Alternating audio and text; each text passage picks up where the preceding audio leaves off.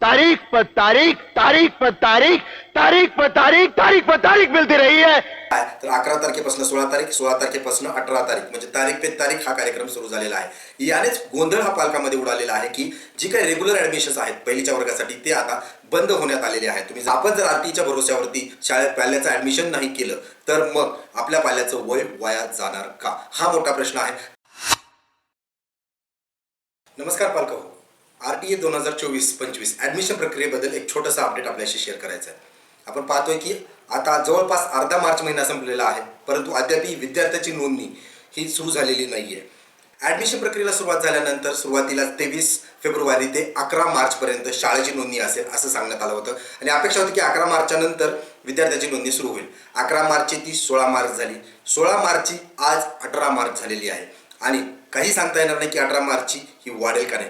त्या प्रकारे तारीख पे तारीख हे शिक्षण विभागामार्फत आपल्याला आरटीच्या ऍडमिशन प्रोसेसबद्दल दिसत आहे. आणि दुसरीकडं जी ऍडमिशन प्रक्रिया आहे शाळेमध्ये जी राबवली जाते पहिलीच्या वर्गासाठी ती आता संपुष्टात येत आहे.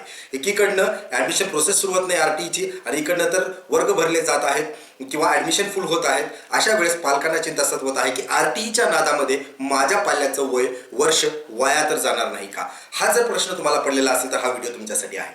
त्यापूर्वी जर तुम्ही चॅनलला नवीन आला असाल तर माझी तुम्हाला विनंती आहे की तुम्ही या चॅनलला सबस्क्राईब करायला विसरू नका, जेणेकरून आरटी रिलेटेड सर्व माहिती तुम्हाला एकत्र उपलब्ध होईल. चला तर मग माहितीला सुरुवात करूया. ऍडमिशन प्रोसेसचा दुसरा टप्पा म्हणजेच विद्यार्थी नोंदणी, जी की 16 मार्चला सुरू होण्याचे अपेक्षित होते. तर आज आपण पाहूया आरटीच्या वेबसाईटवरती जाऊन नेमकं काय त्याची तारीख वाढून मिळालेली आहे. त्यासाठी मी तुम्हाला माझ्या स्क्रीनवरती घेऊन जाऊ इच्छितो.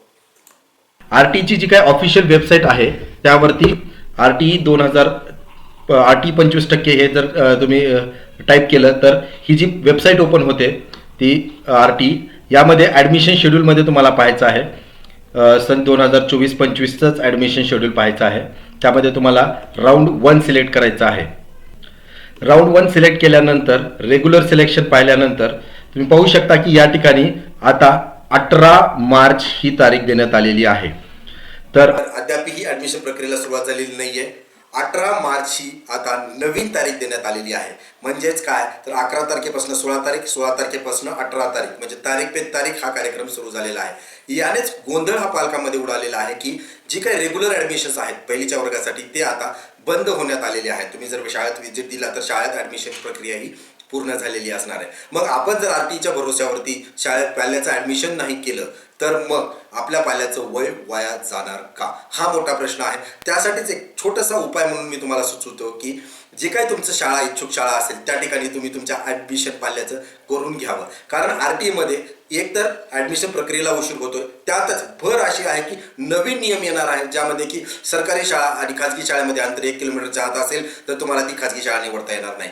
तर यामुळं काय ते आणखी ऍडमिशन प्रक्रियेमध्ये लागण्याची जी शक्यता आहे ती कमी होत आलेली आहे. त्यामुळं माझी तुम्हा पालकांना अशी विनंती आहे की तुमची जी काही इच्छुक शाळा असेल तुम्हाला त्या शाळेमध्ये ऍडमिशन करून घ्या. सीट रिझर्व करा. जी काही 50% असेल किंवा 10%, 20% फीस असेल ती फीस भरून तुम्ही तुमच्या पाल्याचं ऍडमिशन खात्री करून घ्या आणि मग तुम्ही ह्या आरटीच्या प्रोसेसला लागा. कारण होतं काय की पूर्वीचा जे काही रिझल्ट आलेला आहे आपण पाहतो की जितके ऍप्लिकेशन्स केले त्यापैकी 10%च लोकांना यामध्ये प्रवेश मिळत आहे. कारण अर्जाची संख्या ही वाढत गेलेली आहे. त्यातच या वर्षीचा जो भर पडलेला आहे ते म्हणजे नियमाचा, नवीन नियमाचा. त्या नियमामुळेही आणखी बरेच शाळा वगळण्यात येतील आणि ऍडमिशन प्रोसेसला बराच सारा परिणाम हे दिसून येणार आहे.